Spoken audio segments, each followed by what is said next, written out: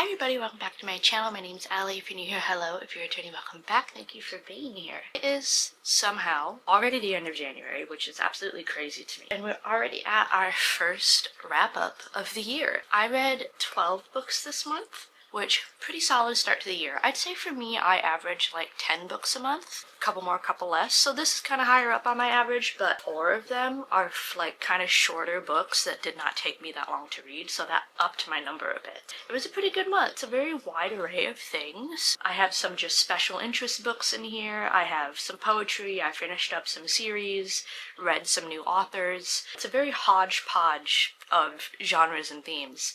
So we'll get right into it. I started the month off with just a short little poetry book. This took me less than a day to read. I read Dementia My Darling by Brendan Constantine. This is just a poetry book, goes into memory. The dedication is memory of memory. And I just personally right now in my life have a lot of family members that are dealing with dementia and Alzheimer's. It's a very prevalent thing in my life of the past few years, so I was just drawn to this for that aspect alone. I rated it like 3 stars. I liked it. There were a couple of them that really hit for me, and then there were a couple of them where I was like, that's good, nothing crazy. It's not my favorite poetry book I've ever read, but I definitely liked it, and I'm glad that I read it. So if you're looking for this type of hyper-specific poetry book, I do recommend this one. I then read a super different genre, and it's also technically a reread. I reread Ice Planet Barbarians by Ruby Dixon. This is the first one. This is the only one I've ever read. This is the book that my book club picked for this month. So it is a reread. I read this for the first time probably like 2 years ago at this point. I actually liked it a little bit on this second reread, but I'm still not crazy into this series. I think when I read it for the first time, I rated it like a solid 2 stars. Reread it with my book club, I said it was like a 2.5. It went up a tiny bit. I enjoyed it a little bit more. I don't think I'm still going to continue with this series. It's fun, it's goofy. I'm sure everyone and their mother has heard about this and read it, but if they haven't, this is just like alien smut. Girl Georgia gets abducted and a ship crashes on a weird world and there's these big blue guys. It's like they're all sleeping with weird versions of Avatar. But yeah, I don't know. It's got a lot of like dubious consent in it for me. Just like made it not great. The characters in it, they're all running on ask no questions ever. The author's choice of slang for sex is nookie. Don't love that. It's just got a lot of stuff where I'm like, okay, I guess this is what we're doing. They have a perfectly AI spaceship that's working that can do everything but take them home. It can let them immediately learn languages and shit, but like, it's like, I don't know anything other than that, and it's just like, but like, for smut, it gets it done.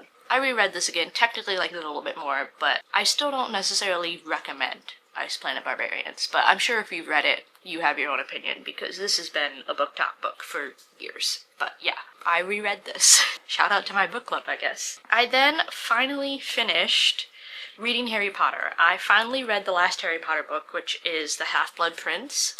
I started reading Harry Potter at the beginning of the year last year, so at the beginning of 2025. I got a really nice thrifted paperback set. This one's got a couple scratches on the cover and stuff, but like they were in really good condition. And I had never read Harry Potter before because I grew up super religious and my house was very anti-Harry Potter because it was magic and not God, and that's a whole thing. But I decided to finally read them. I read through all of them by like February and then just never read the last one. I don't know why. So I just kind of forced myself to read this and get it done, get it off my TBR. I ended up reading this 3.75. Wasn't my favorite. Harry Potter as a whole is not my favorite. I think because I am 25, 26 while reading these, I'm missing that nostalgia factor.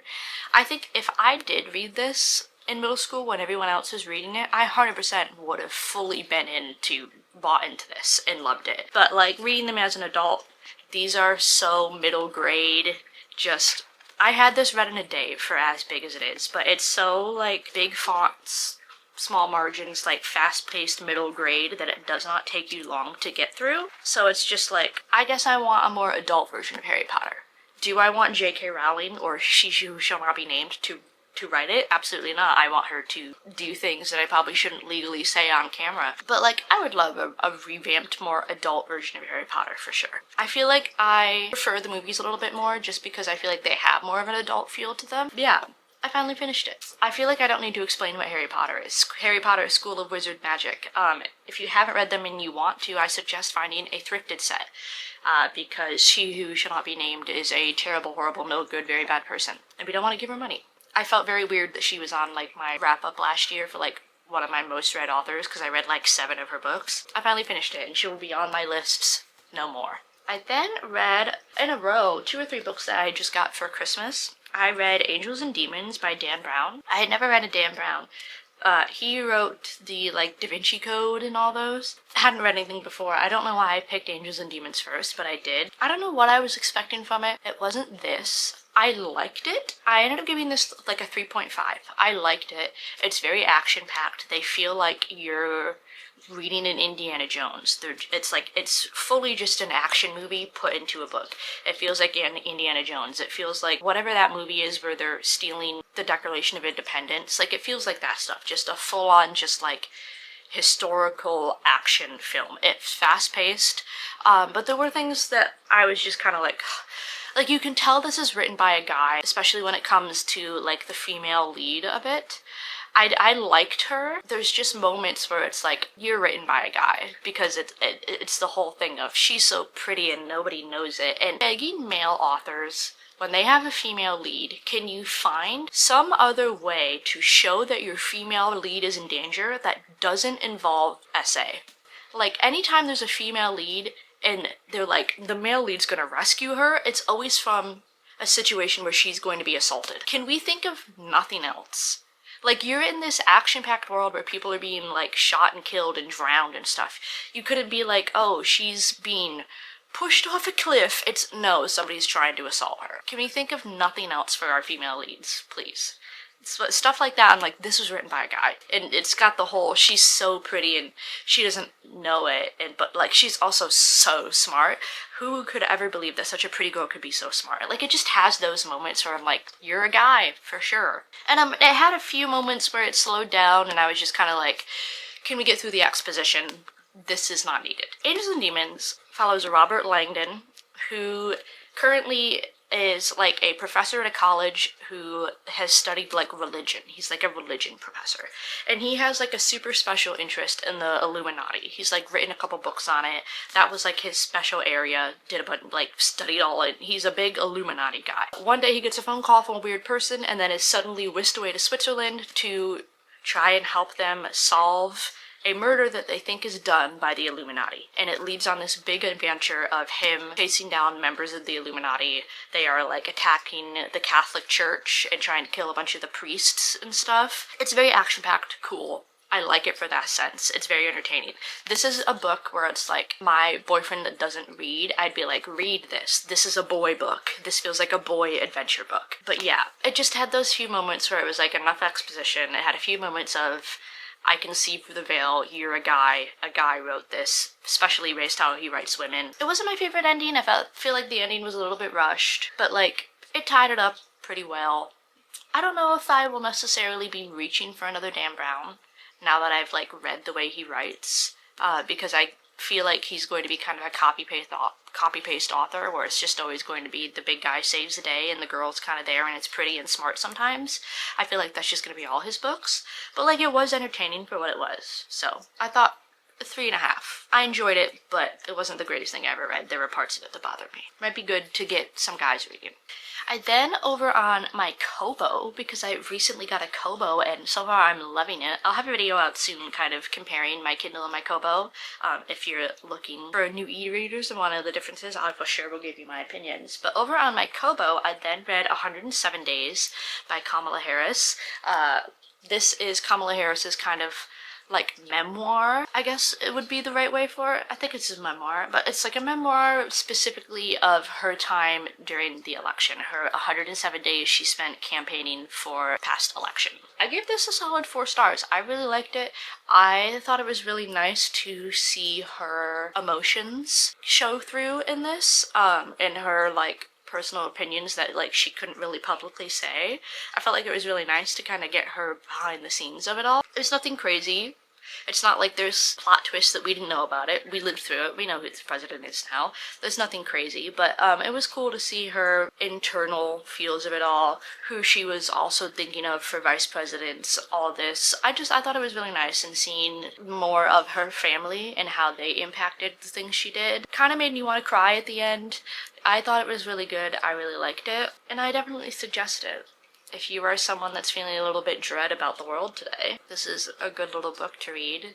Gives you a little bit of hope. Yeah, I enjoyed this. It was fairly short. I read it pretty quick. Yeah, I really liked it. I'm glad I read it. I thought it was going to be kind of like really boring when I picked it up. It was pretty good. Every chapter is broken down by like, oh, it's, 5 days before the election, 4 days, 3 election, 3, all that.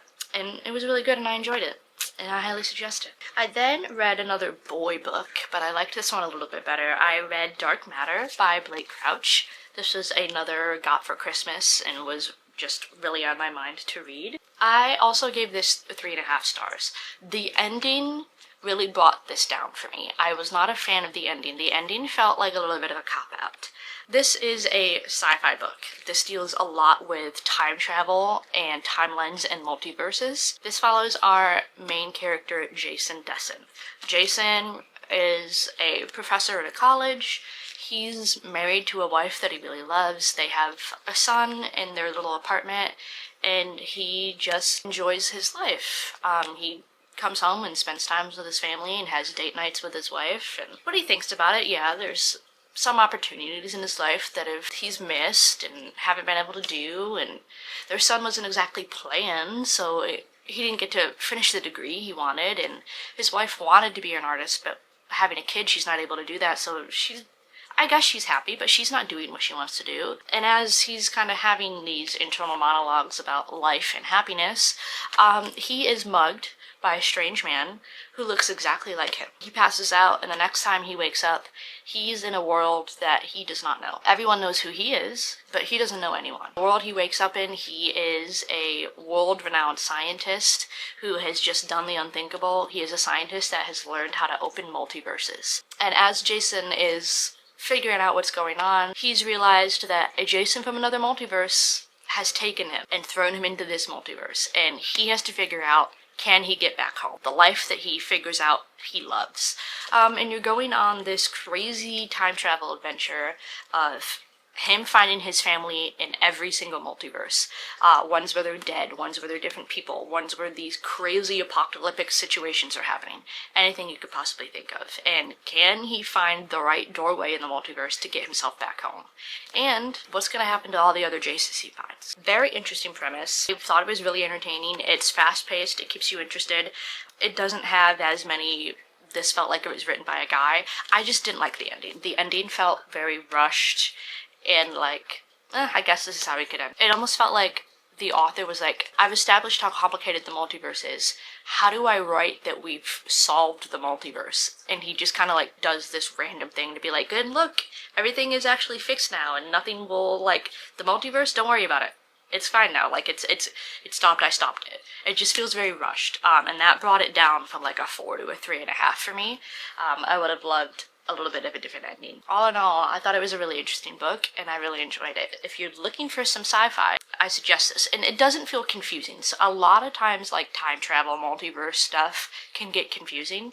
I felt that this one was laid out very well. It's pretty easy to understand. So if you're looking for some sci-fi, I do suggest this one. Then back over on my Kobo, it's not a reread because I didn't finish it. I retried a book that I DNF'd a while ago, but I finally fully read When the Moon Hatched by Sarah A. Parker. I tried to start this, again, probably a couple years ago, and I DNF'd it like 2 or 3 chapters in. I'm a mood reader. I just don't think I was in the mood for it at the moment. It was not a DNF for like a specific reason where I was like, I don't like the writing or blah. I just kind of like started reading it and I was like, I'm not feeling it, and didn't pick it back up. So DNFs like that, I'm like, I'm sure I'll read them again at some point, and that was this point. I finally read When the Moon Hatched, and I feel like this is going to be my hot take of the video. Did not care for this book. I finished it this time. I don't think I was missing anything by DNFing it and not having read it. I only gave this 2 stars. Was very disappointed by this book. This book, ginormous. I don't own a physical copy of it. It's huge. It's dense. There's a lot of unique world building in it. There's enough in it that this book has a whole like glossary of terms in it and like pronunciation guides and everything. So seeing that, I was expecting this to be some like crazy high fantasy shit. And in a way it feels that way with the world building specifically. The world building is very unique, very specific, lots to know about it. So I was like, okay, cool, love that. The characters in this are the most one-dimensional, stereotypical, tropey, pull them from a middle schooler's book characters. They feel so underdeveloped for the world that they are in. The characters in this, 3rd grade level, the world building, 8th grade level. It's just, they feel such a crazy difference that I was like, what am I reading? I was confused. I did not like either of the, like, our main characters. I figured out the plot line of their romance pretty quickly. As soon as we started getting, like, past journal entries in this, I was like, oh, this is what this is. I had it figured out immediately. I was like, how are we having these level 10 world building scenarios happen and you as a level 3 character are figuring it out? I just didn't like it. I'll read you my actual Goodreads review. I don't usually fully write out Goodreads reviews unless I feel a very specific way about a book, and I felt a very specific way about this book, so I will read you my entire Goodreads review. This is what I said. This felt like such a waste. In no world did this need to be 700 pages. The world building and setup of this book is compelling, but it's got enough stuff in it for the author to put a family tree in a glossary. For all that, to then write the most flat, one-dimensional characters ever, I get the appeal of the strong female lead. I do. I can't say I've never enjoyed them, but there is a line. There's a line between headstrong, independent, and then just dead-ass, stupid, reckless, and annoying. And for me, this book crossed that line. Our FMC did everything in her power to make every infuriating choice she could. When everything that's ever said to her is answered with a snarky quip, it loses the potency. Not every moment needs to be a, oh, get their ass moment. The plot was predictable. As soon as I saw the first diary entry, I knew this was going. But also, nothing explained or answered. I don't know. Had I not been stuck at work and had no other book to read, I wouldn't have finished it. Shout out to me for powering through. I deserve an award. This book is marketed as, like, high fantasy, romantasy dragons. Dragons are, like, a very, very small side character. This is not in any way Fourth Wings where they're interacting with dragons. Dragons are kind of like what give them power. It's like zodiacs, but like dragon, where it's like, oh, I'm aligned with this dragon, so I have this power. That's the dragons in it. Nothing crazy at all, at least with this first book. I know the second one comes out fairly soon. I will not be reading it. Our main character is just the typical, like, I'm an assassin, and I'm a badass, and my family's abandoned me, and I don't know who I am, but I have a bunch of power, and I don't know how to control it. But I ran into this super hot guy, but I'm not going to tell him that he's hot. I'm going to tell him to go shit, and that he's ugly, and I don't actually like him, but I'm dreaming about how much I like him, and he's upset, and that's what it is. And for it to have such complex world building that feels very disjointed, and I didn't like it. So yeah, I will not be reading the second book. I don't know. I was expecting so much more from this. This is like a very popular book that a lot of people liked. It just did not do it for me. I was very confused on what reading level this was. That was that. I feel like I could talk about it for 20 hours, and I don't need to. I think you get the point that I didn't like it. I then read Hemlock and Silver by T. Kingfisher. This is my Owl Crate addiction. This is my Owl Crate edition of it. I have the reverse dust jacket on it that it got sent with. The original Owl Crate dust jacket looks like this, but I flipped it. I like the reverse better. I have never read T. Kingfisher. They're pretty popular with like some like cozy fantasy things. I have never read any of their books, so this is the first one that I went with. I gave this a solid 3 stars. I didn't hate it. I didn't love it. Main character is a healer who is pretty adept at it. Her whole backstory is one of her cousins spontaneously died after he ate poison, and then she as a child, because that happened, was just like, there's no way that somebody could just die like that, like poisons have to have cures. And so she at a young age just becomes very hyper fixated on poisons and cures, and that's her specialty. She one day gets called upon by the king to try and help save his alien daughter. He thinks she's being poisoned, doesn't know by who, how, what it is. You have no stake in this game, so I trust you to like do your best. All the other healers like know things about me. They could be poisoned to get things from me. He goes, you don't give a shit about who I am, so there's nothing in it for you. He goes, if she dies, she dies. If you can save her, you're gonna get millions of dollars. He goes, you have more interest in trying to save her than you do not. So she gets hired by the king to try and save his alien daughter, Snow. It was interesting. I enjoyed it. It wasn't anything crazy. I think I would read more to Kingfisher. I'll probably look around at their backlist, see what's out there. If you have any specific T. Kingfisher recommendations, leave them for me if there's any ones that you like specifically. That was not my favorite thing in the world. If you are a T. Kingfisher person, let me know where this stands among the rest of their backlog. This is one of the better ones or one of the more mid ones, because I want to read more of their stuff, but this didn't wow me enough where I'm like, I want to read it now. I did read it and I enjoyed it. This is one of pretty much the only Owl Crate books that I've liked. I subscribed to Owl Crate for like 6 months. This is the only book of theirs that I gave at least a 3-star. Every other book that I got from Owl Crate was like a 2-star or a DNF. I did not like them, so I canceled my subscription. Because although their books were pretty, I did not like the books they were sending, so I'm doing Fairy Loot for a little bit for a while, and if they turn into the same thing, I will cancel that too. But this was my last, or no, I do have one more Owl Crate on my shelf. I have The Everlasting to read, but I'm on my last couple Owl Crate books, so clearing those off the shelf. I then read a pretty anticipated read for me. It's been out for a couple months and I just hadn't gotten to it, but I read The Things Gods Break by Abigail Owens. This is the second book. The first book is The Games Gods Play. This is like a modern Greek mythology retelling, romantasy style. I don't want to get too much into the specifics of this because it is the second book. The first book in the series in general follows Lyra. She is like an orphan. She's not an orphan. Her parents gave her up to, what is it called, the Robbers Guild or something. But like she pretty much is just like a street rat kid and learns how to steal from people for a living to pay off debt and whatever. She, when she was born, was cursed by Zeus to be unlovable. So her parents gave her up because they don't love her. She doesn't really have any friends. She longs inside for love.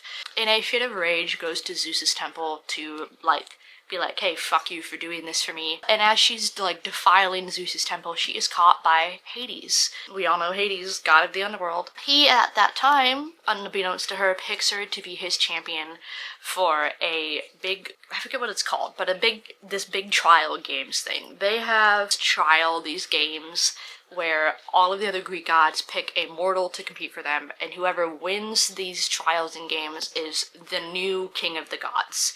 It's their voting democracy type thing. Lyra gets put into these games to fight for Hades, and there's maybe a little bit of romance, maybe, but this is the second book to that. I again gave this 3.5 stars. I enjoyed this. I did like it. I think the third one comes out towards the end of this year. We'll certainly be picking it up and reading it. This just had a lot going on. This is also dealing with dark matter, like multiverse timelines. Was not expecting that to be so prevalent. There is a lot of jumping timelines. I was expecting going into this being a lot more dual POV between Lyra and Hades, of just them, because they're both trying to fix the same problem but from different places.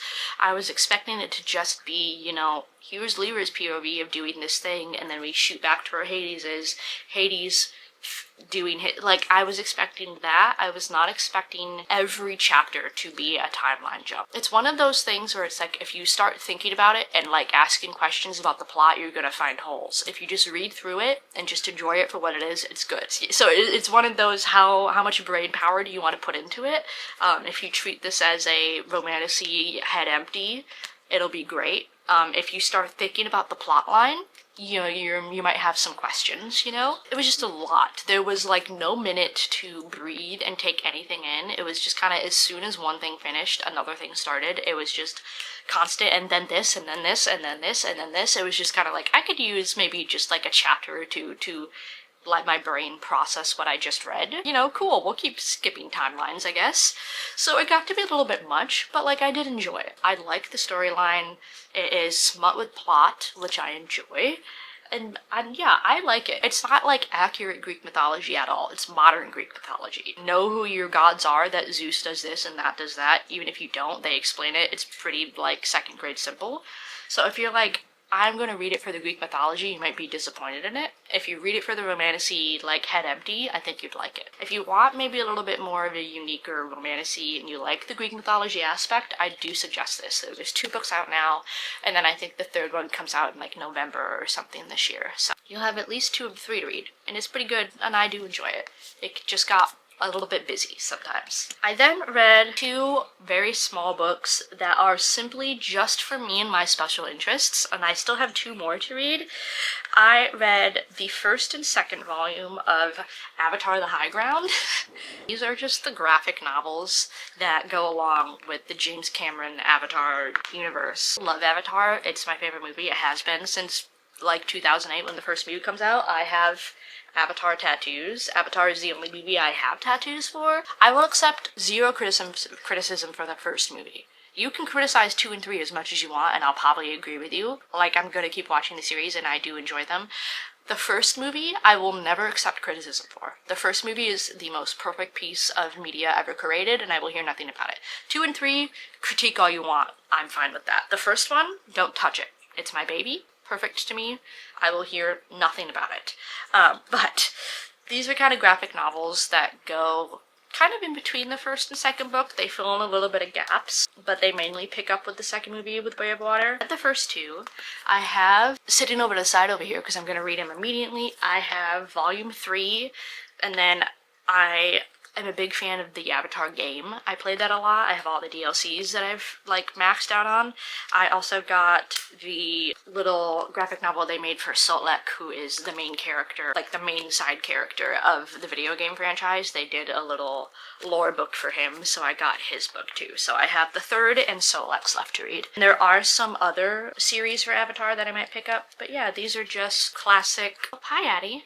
These are just like classic graphic novel comic books, so they're really fast to read. I read like both of these in like a weekend.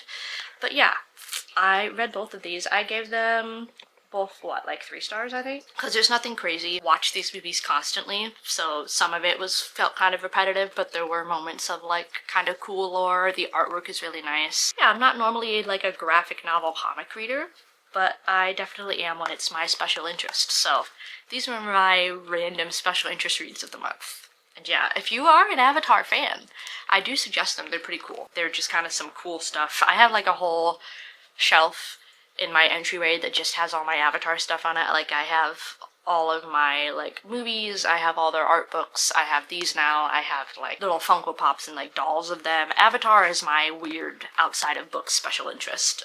So this just made me very happy, and I'm excited to read the other 2.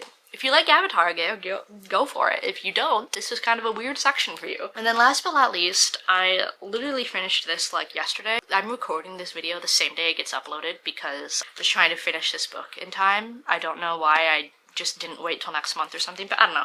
I wanted to finish this book because I was in it. I read Dungeon Crawler Carl by Matt Dinniman. This is the first book of like 8. But I rated this 4 stars. I really enjoyed this. This is, I guess, is this considered sci-fi? Science fiction? Yeah, I guess this is considered sci-fi. I had a fairly sci-fi heavy month. This is like sci-fi fantasy. My main character is Carl. This is dystopian end of the world in a very unique way of this dystopian end of the world is being televised for all the other alien planets that are taking us over. Competition style. The Hunger Games, but like D&D style. If you like D&D, I think this would be a series that would be really fun and interesting to you. If you're not, it's not D&D enough where it's super confusing, especially in the first book. I think it's going to get a little bit more D&D heavy in the next book, which I have book 2 and 3 coming in the mail. I went to my Barnes & Noble to get them, and they were gone. They only had like 6, 7, 8, like the later books in the series, so I had to order them online and they're not here yet. But I'm definitely going to continue with this series because I gave this like a 4-star. I'm not like super obsessed with this first one, but I'm definitely like, I need to know what happens next. Carl and his ex-girlfriend's cat. He and his girlfriend broke up like the day before this book happens. His ex-girlfriend's cat is Princess Donut. She is a Persian show cat that's like won a bunch of awards. At the end of the world, they get sent into this tunnel system, Dungeons and Dragons style, where they are just fighting a bunch of weird monsters to level up. They have a bunch of stats and skills. They eventually will have to like pick a race and class, and they're fighting to stay alive as long as they can. There's 99 levels or something, I don't remember exactly what, but if you can get to the bottom of all of these dungeons, you can crawl all your way to the bottom, you can like win whatever you want. If you die, you die. It is how these aliens are making the human race go extinct to take over our planet, and it's all being televised. You get followers and things, and how in the Hunger Games you get sponsors where they send you stuff. It's the same thing in this. You want to create a fan base of the people that are taking over and killing your friends and family. So it's very unique, very comical. Love the characters in it, and I'm definitely going to keep reading with this series. Again, there's like 8 books. Last one, if it's like 8 or 9, like isn't out yet, but I've got 6, 7 other books to read, and I'm sure it'll be out by the time I get there. But I really enjoyed this. I thought it was very interesting. It's fast-paced. It keeps you in there. I really like it. I do suggest it. If you're D&D, I definitely think you'll like it. If you're not a D&D person, I don't think it's heavy enough that it's like going to be confusing and weird. I think it'll still be enjoyable, and I definitely suggest it, and I'm excited to keep reading it. If you have read this entire series, if you're a couple books ahead of me, if you finished it, let me know your thoughts and feelings. I haven't gotten into a really big, long series in a while, so I'm really excited to have one to work on. But yeah, this is everything that I've read in January. I'm gonna drop it. Hopefully not. Thank you guys for being here. I hope you had a good start to your reading month, whether you read 12 books or 1 or none. I'm proud of you. If you read any of the same books, let me know your thoughts and feelings. If you have any suggestions for me to add to my TBR, let me know. I love you guys. Thank you for being here. Please stay safe and warm in these winter months. Fuck ice, as always. I love you guys and appreciate you so much. If you want to follow me, all my stuff is down below. If not, I will see you guys next week or somewhere else on the internet. I love you. Bye.